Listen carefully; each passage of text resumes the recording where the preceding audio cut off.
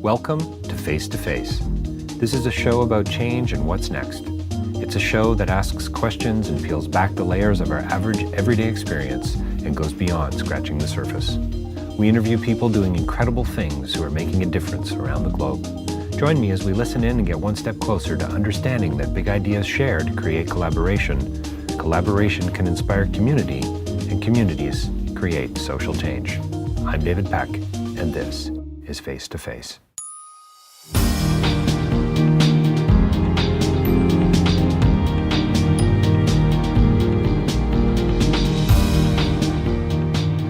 So the next interview is with a guy by the name of Brett Matthews, and he has done many, many things in his life. He's a development worker, he's an academic, he's a guy who, I guess, sees the world not just through numbers, but sees the importance of being able to understand numbers and how they relate to financial transactions, to savings accounts, to loans and credit and so on. And then he takes that and he connects it to the importance of cultures around the world, and how he talks about over 1 billion people potentially who are not financially literate, and then takes us through the reasons why this is essential and why it's important. One of the things he talks about financial inclusion, which I think is a really interesting notion from a development perspective, from a social change perspective. The interview is riddled with book references and things that you need to listen to and to write down. I think you're going to enjoy it a great deal. Brett has got a lot going on and a lot of things to consider. So dig in and enjoy the next few minutes with Brett Matthews. We're talking about an ecology of commerce. I think you're going to enjoy this interview. Well, welcome to Face to Face. We are joined by another special guest today. Actually, all of my guests are special, Brett. Brett Matthews, thanks for joining us. Thank you. He is the executive director and founder of an organization called My Oral Village, and that's ORAL, and he's going to talk about that in a second. It's Brett and I have met digitally first, I guess a couple of months ago. We've had breakfast together, and we have a similar passion for Cambodia. He is an academic, he's a researcher, he's a development guy. Thanks again, Brett, for joining us today. So let's just start really sort of ground zero here.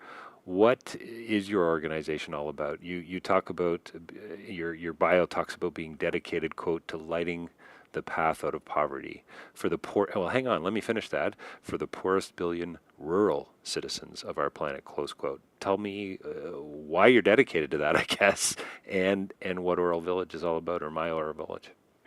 Well, thanks, Dave. Yeah.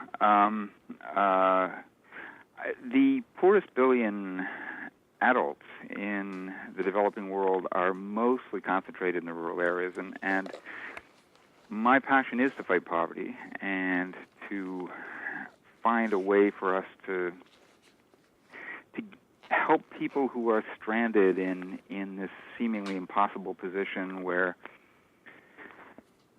infant mortality is so high, life expectancy is so short, the endless struggle for subsistence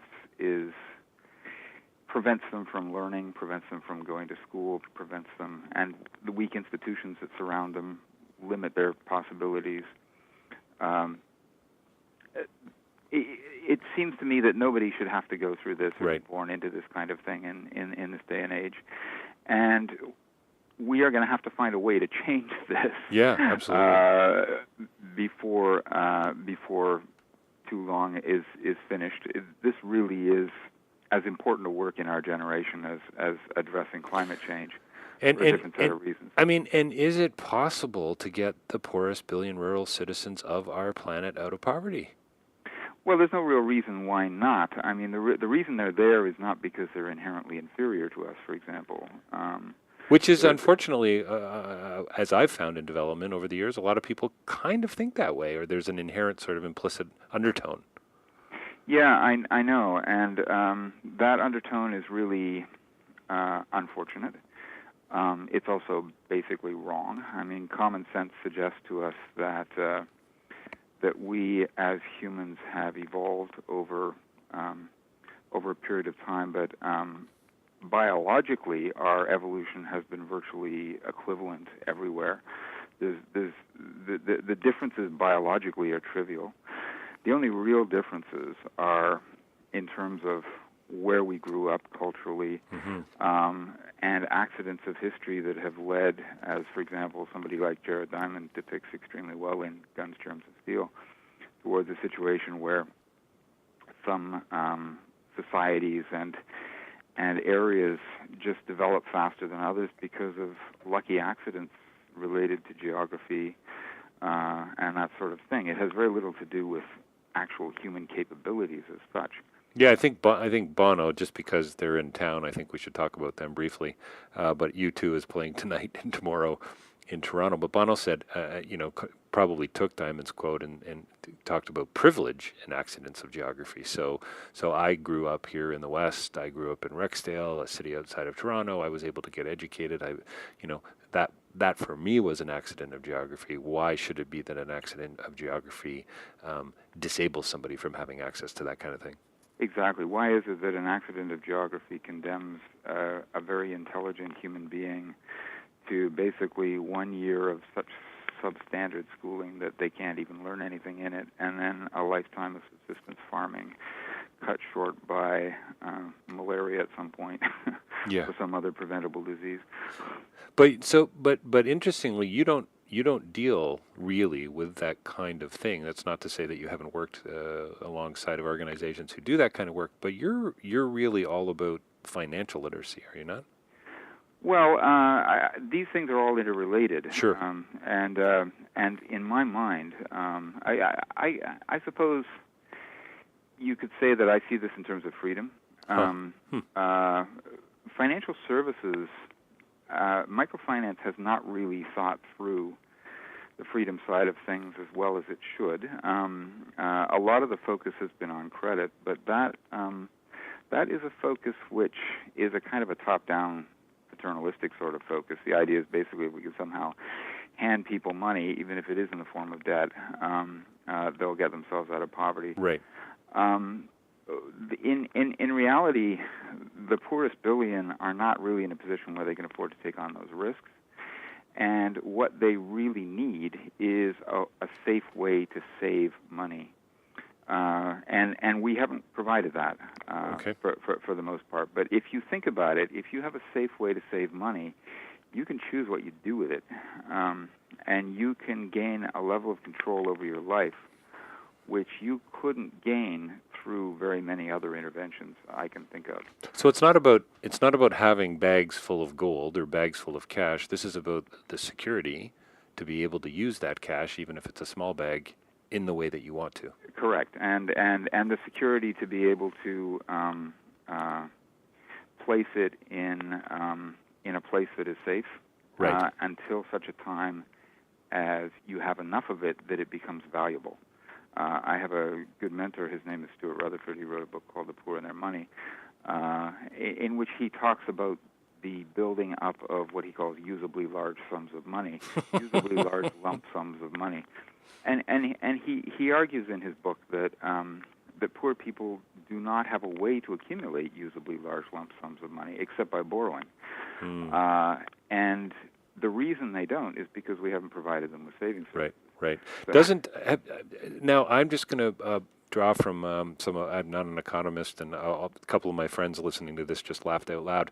But Hernando de Soto, doesn't he talk about an extra legal economy where, I mean, back when he wrote The Mystery of Capital, I think he talked about several $1 trillion of money in the global south that's being basically hid between mattresses, or that's being buried in the ground because people don't trust, local banking or local financial institutions, or they just don't have access to them at all.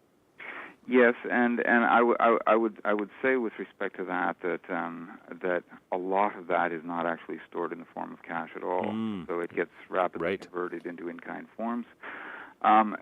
Poor people actually have significant chunks of assets. I wouldn't assets, call them wealth. Well, like cattle, for instance, right? But there are assets that are greater than we sometimes think if we look at them and say, well, this household earns $200 a year, so they can't have very much. But in fact, they have something in the way of assets, and those assets help to protect them from risk. There may be animals. There may be some land. There may be building materials that are accumulating until they can upgrade their house. Right. There may be in a place like Southeast Asia or South Asia, gold or jewelry, small parts of it. So people acquire and accumulate these kind of assets, and they don't convert them into cash precisely because they don't trust the cash-based system. Or most of the institutions right. offer those options to them. But a great part of our challenge is going to be to help them safely and securely move themselves into a cash economy, because they can't get out of poverty without doing that. It's an inescapable part of the process. So are you, I mean, sorry for the polarization here, but would you align yourself more as a free marketer or more of a socialist? I mean, or are you kind of, your comment about we need to help them do that safely and securely because otherwise they're not going to raise themselves out of poverty? I don't really consider myself to be either. I do not agree, though, with the position of socialists that poor people are better off just being poor rather than joining a capitalist right. planet that the rest of us live on. Many of us may criticize or dislike that planet, but it is the planet we have, for better or worse. Right. It is the modern world that we live in, and I think it's a very self-indulgent sort of luxury if you're a professor of Marxist philosophy at a university somewhere making $150,000 a year to say, oh, well, villagers should not be tainted by capitalism. And, this kind of work of microfinance is just corrupting everybody. It's a bad idea. I don't think those people have ever faced these incredible choices where they have to decide whether to pull a child out of school and have them grow up illiterate because they need extra work to on the farm to pay off a debt or to live, for that matter. Yeah, right? To feed the family. Yeah. Brett, do you make it? This is wonderful stuff, by the way. Do you make a distinction between, I guess financial institutions do, but where do you lean? Are you a micro lender or are you a micro saver? Oh, I think they're both important, but but part of the problem is the way microfinance has evolved in the past 40 years has been very lopsided towards microcredit. And that has multiple problems associated with it. At a household level, the biggest problem with it is that it leaves out the poorest billion. I mean, it really does become a matter of, well, if you don't have significant assets already, you're not going to take the risk of borrowing because you don't have a cushion in case something goes wrong. Right. So, whereas if you provide people with a safe, secure place to save, as for example the modern savings group movement has been doing, and there's over 10 million people saving in savings groups around Africa and Asia now. That's a very, very important process, which is picking up. So I think the problem in the past has simply been that we've been credit obsessed, and this is not really solving the fundamental problem, and it can't solve the fundamental problem. It takes two legs to walk, and it takes both savings and credit to get people out of poverty. So I'd love to hear how you define poverty. You've got your extreme and your moderate and your relative sort of distinctions, according to the OECD or the CIA or the World Bank. You've been on the ground. You spent a lot of time on the ground in the Global South. What stands out to you about this idea of extreme poverty? Poverty, not extreme. Or I'm not going to make any distinction. I'll let you do that. You add the footnotes, Brett. Okay. Well, I'm a big fan of Amartya Sen, and to me, poverty is really about the absence of freedom. And it's about the absence of an ability to make good decisions because your resources are too constrained and because you face too many adverse shocks all the time that you're just in the middle of recovering from one and another one hits, and you don't have the asset cushion to recover from them quickly or easily. Poverty is a very it's about having very limited decisions and a very limited set of opportunities. And of course, the lower your capabilities, the less your decisions are. As we gain more education, as we gain more skills, we have more capabilities. That increases our freedom. But not only that, the stronger and more effective the institutions are in a country, and the more those institutions are focused on improving the overall welfare of their citizens, the more choices we have as well. So those kinds of choices exist in the developed world, and that kind of freedom exists in the developed world. And it may not be perfect, but it's pretty darn good. Right. Certainly compared to anything our ancestors might have imagined. So Jeffrey Sachs talks about, the first rung of the economic ladder. You've got Easterly talking about searchers and planners and making those distinctions. Both of them seem to polarize the issue to some degree, it seems to me. But do you believe microfinance is about getting people onto that first rung of the ladder to say, okay, now I can do this on my own? Now and so is that the role of nonprofits? Is that the role of civil society? Is that the role of a wealthy donor to come alongside people who are empowered and just build them up a little, encourage, affirm, validate? Does any of that make sense?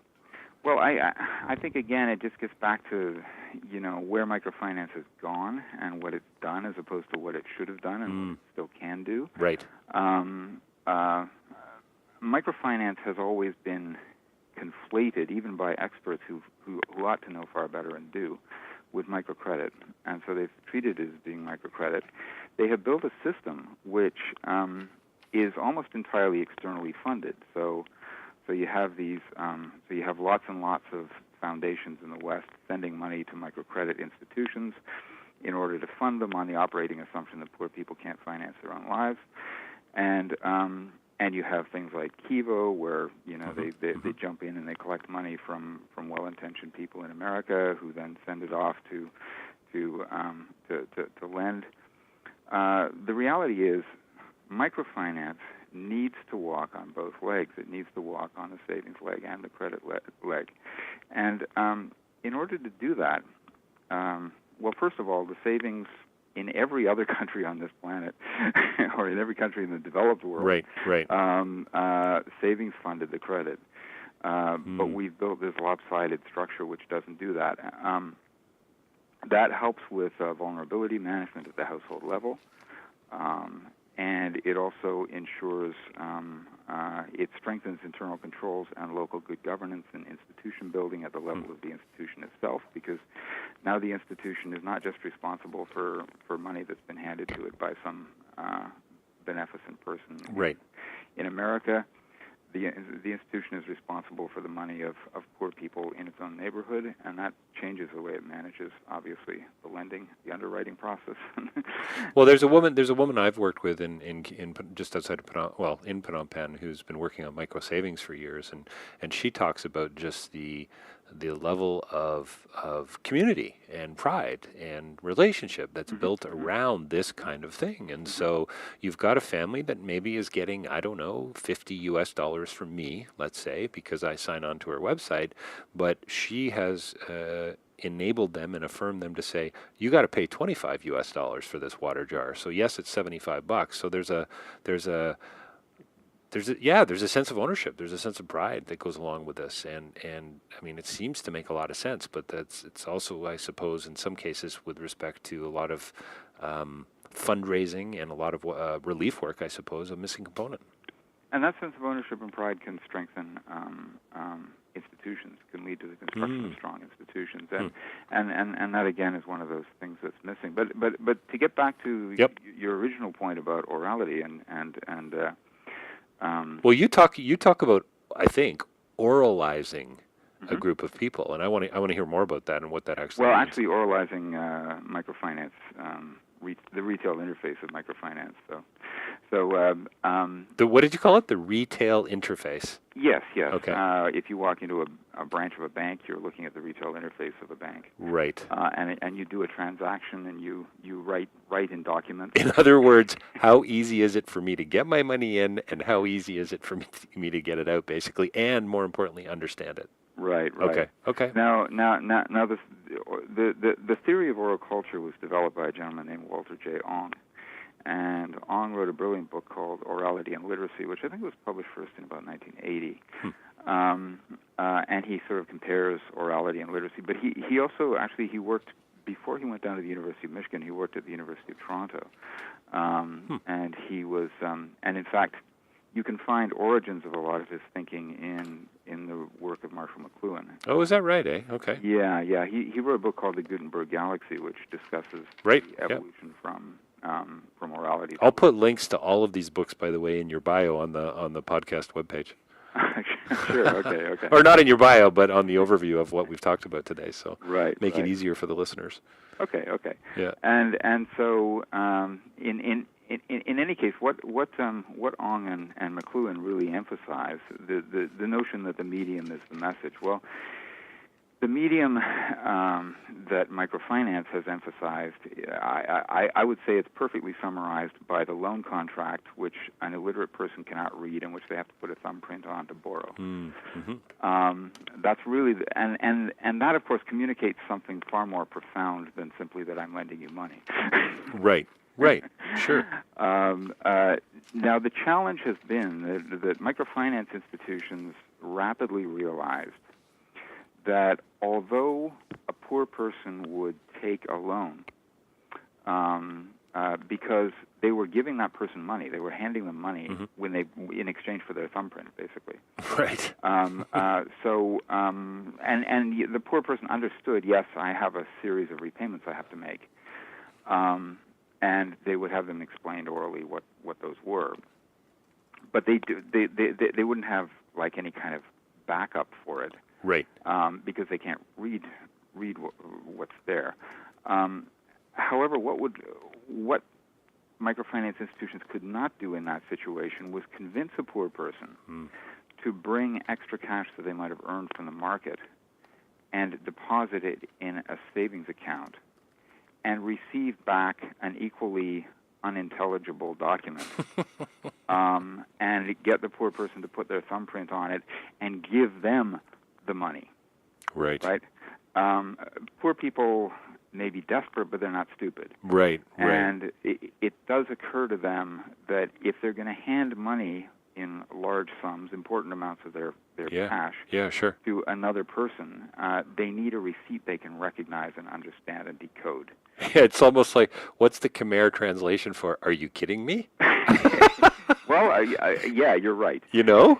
Like, really? You want me to give you money and I'm going to get, and all I get is a thumbprint out of it? That's it? Now, the microfinance institutions in the developing world essentially said, this is too much work for us. It really doesn't, and we don't know how to deal with it, and we're just not going to go there. Right. But the reality is, in doing that, they wrote off the billion poorest adults on our planet because those people, for the most part, are not in a position where credit by itself is going to come close to getting them out of poverty.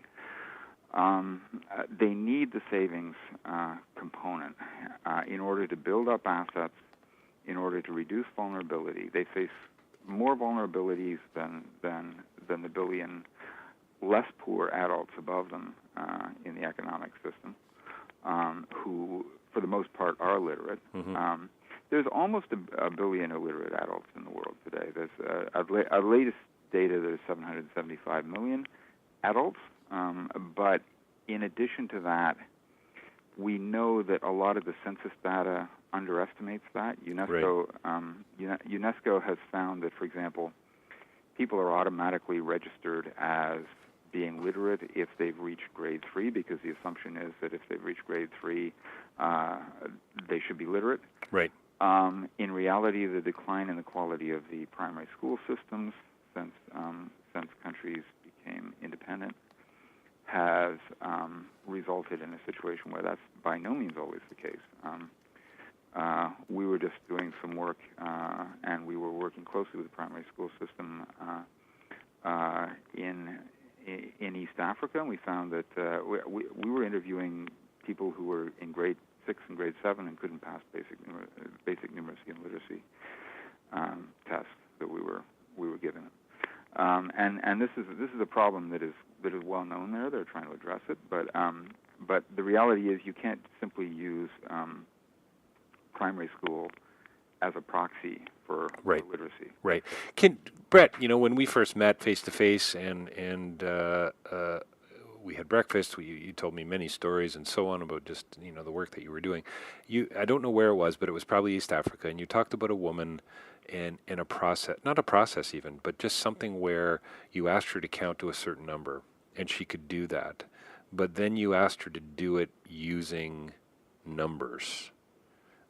Yes. On a piece of paper, I think it was, and there was this, and this interests me a great deal from not only from a development perspective because it's all about context, but also philosophically as well. I mean, this is a really profound comment, I think, on our context, our environment, the filters and the lenses we see the world through, and so on. Yeah, and I think what I'm trying to do is I'm trying to apply Ong's thinking and the thinking of Ong and McLuhan, media ecology principles, if you like, to the problem of financial inclusion, achieving financial inclusion. Nice. What happened in that particular case was we were in Tanzania there, although we did the same thing actually in Cambodia. In both cases, we gave people 107,500 units of their own currency, which in Cambodia is approximately $25, and in Tanzania is approximately $60. And so in both cases, it was between about 15 and 20 notes, 5,000s and 10,000s and 1,000s and so on. And people run into this currency all the time. They have to deal with it on a day-to-day basis. So we asked them to count. And across those two countries, about three-quarters successfully counted and told us orally how much money we had given to them. Okay. We then showed them a list of 5 written numeral strings, one of which was 107,500, one of which was 17,500, one of which was 1,075,000. One of which was 207,500, and one of which was 175,000. So we moved the zeros around, we added orders of magnitude, reduced them, and so on. Now, out of 80 people that we looked at in those two places, only 12 of them got that right. Wow. They simply didn't know, and half of them said the question was completely impossible to answer. They had absolutely no idea. And couldn't see the connection between, or maybe they did see the connection, but here phenomenologically they got it right. Philosophically they got it right. They could count the money, but they couldn't see the connection to the numbers on the page. Yeah. So I guess what I'm asking is where was the disconnect? Is that what illiteracy really is all about? Because on one level they still get it, right? On some level. Sorry, what? Well, on some level they still get it, right? I mean, this is I just counted out my money, but you're trying to translate that into something that means more than just a thumbprint. Okay, and again, it turns out there's a Canadian in this picture. His name is Alan Pavio, and he was the author of a book on. In fact, he was a developer of a theory called dual coding theory. Dual coding theory. Yeah. Okay. And he's written a number of books on it. I think he's still alive. But this would have been in about the 60s and 70s. Okay. The basic idea is that we have the fact that we can orally encode a numeral string, such as 107,500, does not mean that we can decode it if it appears in text, because text is a completely different coding system. The two coding systems are completely different. And in fact, when we compared Swahili and English, the Swahili and English are quite similar in the way they orally encode the numbers, and also in the relationship between that oral encoding and the written encoding. So to take a really simple example of this, 107,500, did you just hear me utter the word zero? Is this a trick question, Brett? I'm just asking you. 100. You know what? In truth, I don't know, but I heard the number. 107,500. Yeah. Does it have a zero in it? Yes. It does? 107,500. When I speak the number, do you hear Oh, what? No, of course not. Of course not. I guess I was looking at it written on the page, but no. Right, No, right. of course not. Okay, No, not okay. when you speak it, no. And how many zeros are there in this number? Oh, come on. I'm doing the interview here, Brett. 3 zeros. Right. So okay. So if you're an illiterate person and you know how to do the oral encoding, Yeah. okay, you then have to figure out. You then have to learn a completely different decoding system. That's basically what I'm saying. So you Right. have to look at that, and you see there's no direct clues that lead you from the utterance 107,500 to the written number with its various digits displayed, and there's no automatic cues that can tell you how to unpack the oral encoding and translate it into the text-based encoding, or vice versa, because the two are actually quite independent. So it's possible. So you see this very often actually in the developing world. You see a situation where people learn how to become very good with arithmetic in their heads because they go to the markets all the time and they're Right. constantly Yep. selling things. Sure, yeah. And they do all sorts of transactions, but they can't actually read a 5 or 6 digit number. Interesting. Because they never do it. And that's something you learn in school. And yet they're able to survive at the market, and they're able to come home with vegetables and get a better deal from market A versus market B. You know, very often I Fascinating. think of this as being a little bit like being blind. Right. In both cases, you're dealing with a disability, which limits a certain experience that you would otherwise be having. Right. And a certain way of decoding the world, which you would otherwise be able to do. Blind people can be extremely effective at adapting and at not letting other people know that they have a disability, because, of course, if you let other people know that you have a disability, Right. you're Right. vulnerable to them. So, Sure. So people tend to try to avoid that. I think we've kind of been duped as literate people by our Great own line. stupidity, frankly. By our own stupidity? Yes, by our own stupidity.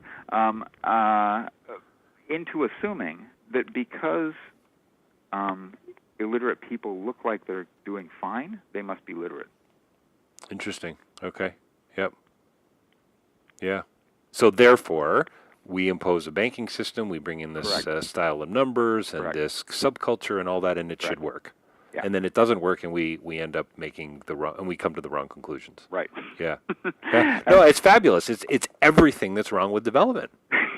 Right? It's and had this financial institution, whoever they were or whoever they are, had come in, done a little more listening. I mean, I'm looking at your saving and loan book right now, which I think is Thai. No, it's not Thai. No, actually, it was that one was designed Laos? with UNCDF in the Solomon Islands. In where? The Solomon Islands. Ah, right. And I'd love to talk about some of these tools that you guys are using, because they're just so damn practical. It's ridiculous. But and how you're using illustrations and so on. Yeah. So my point being, had they come in and asked a few better questions, spent a little bit more time listening, maybe they would have understand that a thumbprint's just not quite enough. I sometimes struggle with this, but it kind of goes back to McLuhan. Okay. McLuhan says that as literate culture develops, as literate culture developed, and he talked about the Gutenberg galaxy. So Gutenberg, of course, was the guy who invented the first printing press back around 1440. Mm-hmm. Gradually after that, you had a mass marketing or a mass distribution of books. Before that, you literally had to have one monk spending a lifetime producing a Bible. After that, you got the gradual diffusion of text all over the place, books, so that people started getting used to the idea of reading. And there's a lot of habits and practices associated with reading, which which we have gradually evolved over 5 centuries. Mm-hmm. And so it's just a way of thinking. But where it leads to, and the other aspect of it is that as individuals, we learn to read almost before we are conscious. I mean, it's hard for us to remember a time when we couldn't read. Right. It's not like we learn to read when we're 35 and we can remember up to then. Oh, we had problems with this or problems with that, but since then we haven't had problems. No, we learn to read when we're about 4. Right. Yep. And it's very hard for us to remember what it was like not to know how to read. So the result of this, the combination of all of these habits and practices that we've accumulated unconsciously and internalized over 5 centuries, combined with our the fact that we don't have any personal memory of a time when we were illiterate, leads us to a situation in McLuhan's view where we simply have an incredibly hard time understanding what it would be like to be illiterate, and we just can't imagine it. So and it becomes our worldview. It becomes our lens, and this, I guess, is what I mean about perspective and the philosophical edge to it. We see everything else through that, right? And come to understand the whole notion of literacy through that.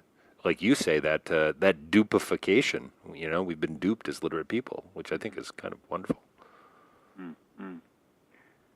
Tell me a little bit more about some of the tools that you're using. I mean, I know it's difficult when I guess the listeners can't see it, and I'm just flipping through it right now, but I'm looking at what appears to be a transaction book, something that you would get at Royal Bank here in Toronto, with a date and an image and a deposit and an image and a balance, and then what appears to be a hand and a pencil or a hand and a pen. So, can you talk a little bit about the metaphorical edge there, or the importance of the image? Yes. If we're going to accomplish financial numeracy or financial inclusion in our which is a wonderful phrase, by the way. That's got to be the title of the book you're going to write, Brett, isn't it? You mean financial inclusion? Yeah. Is there a book called Financial Inclusion? Because if there isn't, you need to write it. Well, actually, there have been a number of there's been a lot of talk about financial inclusion. I'm sure, over recent years. But if we're going to achieve financial inclusion, and in particular, in my mind, this tends to be about savings inclusion, because I think credit inclusion more or less looks after itself. Mm-hmm, mm-hmm. The market as it is going is, and a lot of people have lost their interest in microfinance because they say, well, that's been done. What I keep coming back to is no, the microcredit part of it's maybe been done, but the micro savings part has not, and that's a really important forgotten piece. But if we're going to achieve it, we need to, in my personal opinion, we need to develop certain basic levels of financial numeracy. We live in an information-crazed era, and one of the things that we've not paid attention to is that information is also what makes financial inclusion ultimately work. Right. It's not just a matter of putting money in the right person's hands at the right time. It's a matter of making sure that the right kind of information flows across a transactional. It flows in a transaction between two people, so that both people feel confident about that transaction and they're willing to complete it.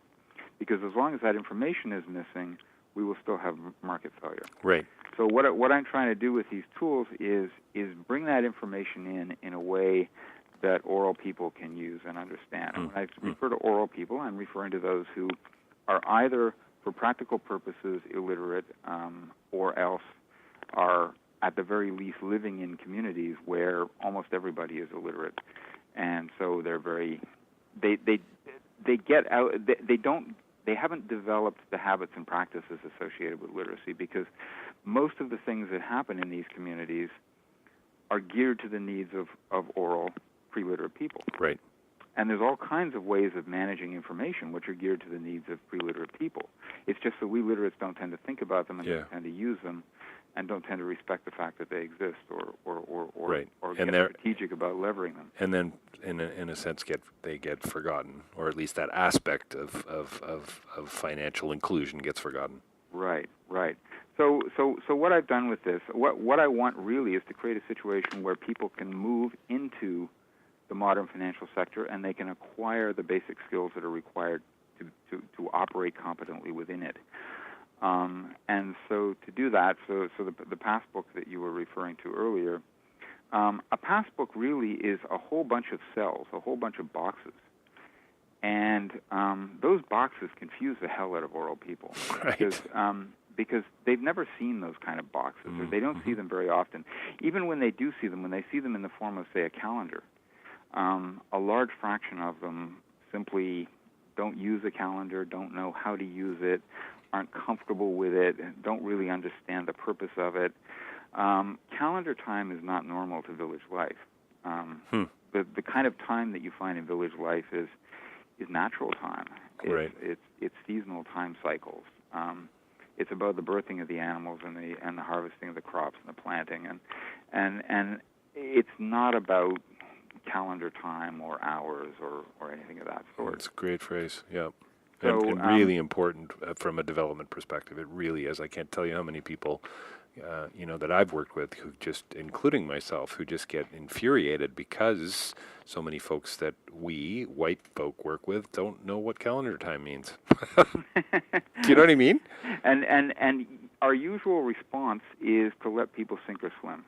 Right. And my response to that is, no, that's not what we should do. We should reach out a friendly hand and try to enter into a discussion between literate culture and oral culture, a respectful dialogue between literate culture and oral culture. Well, where's the empathy, right? Where's the ability to listen? Where's the community spirit in sink or swim? I mean, that's more like exclusion, it seems to me. Well, I think we leave these sink or swim propositions on the table all the time, and then we say, oh, and we're desperately trying to include people, and here's all the things we're doing. Right. There's a bit of a blind spot there. Right. Sure, there is. Yeah, without a doubt. And in terms of so the passbook has a lot of cells in it, which people find confusing.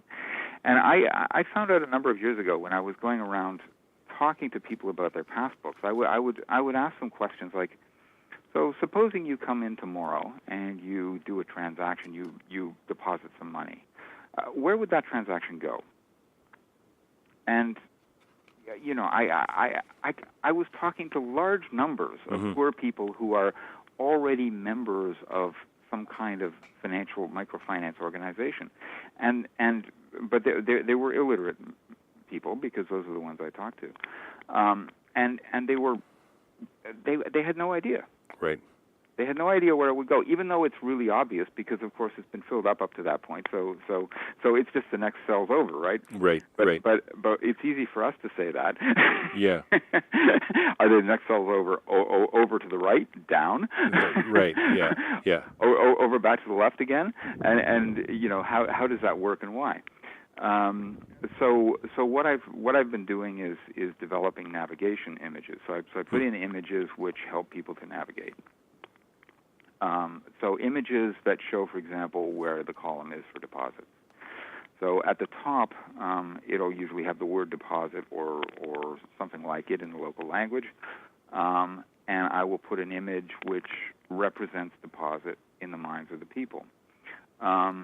So a typical example is in Cambodia. They have these little clay pots that they buy in the markets that have holes in them, and they collect money at home. They put cash into these little clay pots. Mm-hmm. I have one of them actually on my bookshelf. It's a turtle, and it's about 8 inches long, and it's painted red, and it's very, very cheap. You can buy them for 5 cents in the market, and you fill it up with cash, and when you have a usably large amount of money, you smash it, break it, and then take it and you spend it, right? So that's at least piggy bank. People use them. So it's like paying this small service fee for having a current account. Right. And the only, but there are risks associated with that, of course. The husband in the family may decide that he's not going to wait for a usably large sum of money. He's going to just come and smash it and do something else with it, and so there's reasons why that's not an ideal scenario. But in any case, everybody recognizes that as a deposit. So we created for the Cambodian contest, we created a picture of one of these with a hand putting cash in it and put it at the top of the deposit column. Right. So for each column, we just use different images that are designed to signal which cells people would put. Rooting it in their culture. Yes. Yeah. Brett, we gotta come to an end here in the next couple of minutes, and I wanted to. You sound to me, and having met you and spoken to you a couple times now, you sound very positive. You sound like the world is going to be a better place, and that you are hopeful, and that change is coming, and changes, and that's kind of why I do this podcast. And do interviews like this, because I want to talk to people who are changing the world, one domino at a time, I guess. On your site, you've got a comment here, 460,000, sorry, I can't even say it, and I can read it. It's a number you have under the word numeracy, and it's 460,050. There you go. Mm-hmm. And you say below it, nearly 1 billion people can't read this number, and then you got in square brackets, interestingly enough, period, yet. Mm-hmm. And I don't know, that sounds pretty hopeful to me. You got your work cut out for you. Yeah, I think so, but I'd like to see I'd like to see 100 million people acquire basic financial numeracy skills in the next 10 years.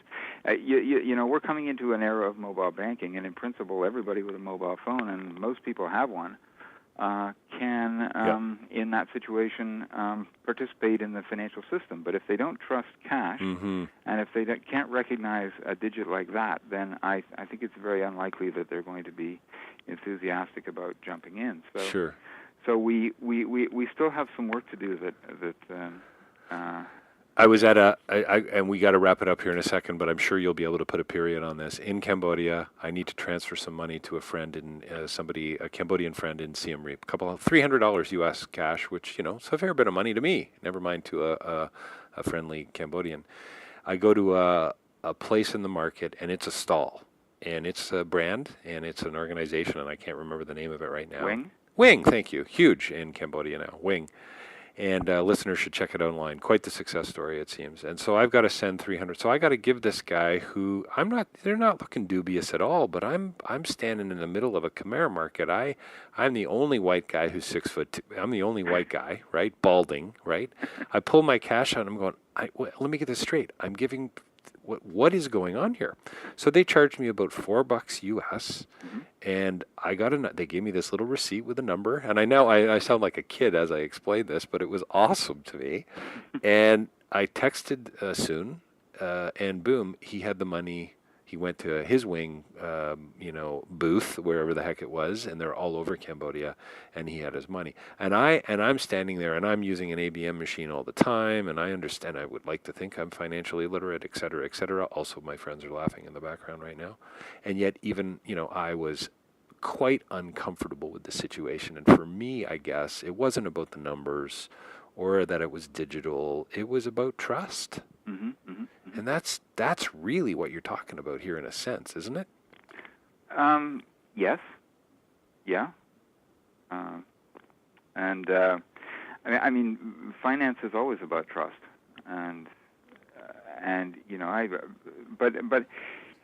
but this kind of mobile money process is certainly the wave of the future, and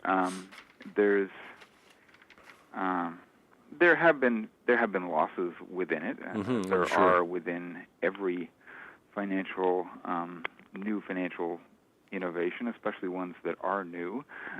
Yeah, of course. Sort of emerging, but yeah. But for the most part, it's a pretty reliable and workable system, and of course it's one that's leapt ahead in the developing world. I mean, I was noting recently that there's something like 60 times as many people on a per capita basis in sub-Saharan Africa have a mobile money account as do in North America. Wow. And Wow. And I guess it'll come to us eventually. Yeah, sure. Amazing. Yeah. Well, listen, Brett, thank you for joining us today. I've learned a ton. I hope my listeners have too. I think it's affirming and encouraging to know that people are working on these kinds of issues. But it's myoralvillage.org. That's MYORAL village.org. Check them out online. I'm certainly going to include the links in a variety of different places, but really appreciate you spending some time with us today, Brett. Yeah, thank you, David. It's been a pleasure to talk to you.